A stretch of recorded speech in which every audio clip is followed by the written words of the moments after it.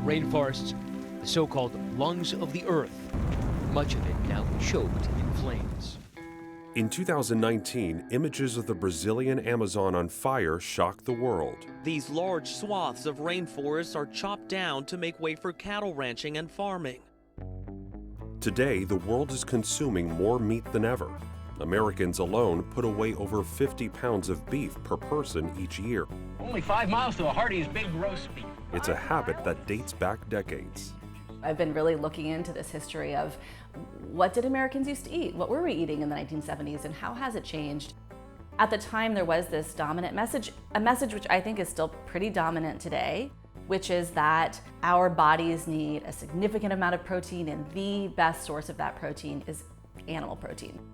Author and environmental activist Anna LaPay is the daughter of Francis Moore LaPay, who published Diet for a Small Planet in the 1970s. That book advocated a plant-based diet at a time when beef and dairy were king.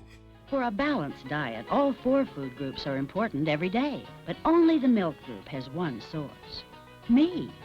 Or should I say, moo? It was heretical. It was so threatening to the National Cattlemen's Beef Association that they actually hired nutritionists to prove that her recipes were inedible.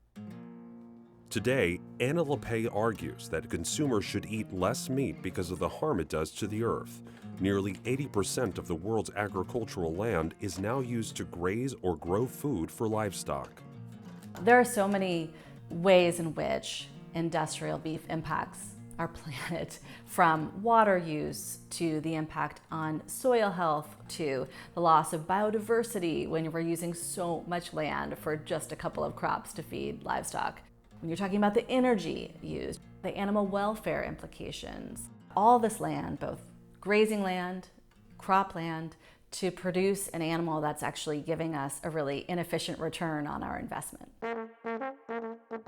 LaPay says it isn't just inefficient. Animal agriculture also leads to a byproduct known to impact global warming. You might have heard the fart jokes about cattle and climate change. Well, it's actually mostly burping, but they're burping methane as part of their natural process. Well, that methane gas is a highly, highly impactful greenhouse gas. Large-scale farming, along with the global consumption of meat and dairy, are fueling climate change in a way that could produce a food crisis. A recent UN report on climate change and land urged reforms in how we use forests, grow crops, raise livestock, and how we eat. This as alternatives to meat are having a moment. It's the ultimate burger showdown. Meatless burgers, that is. Both contenders are plant-based.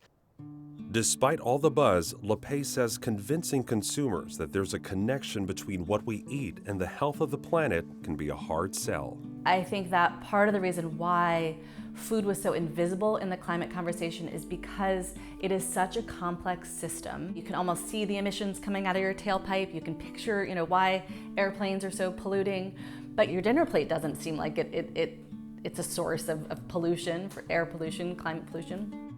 How do you get people to understand that emissions occur all along the food chain?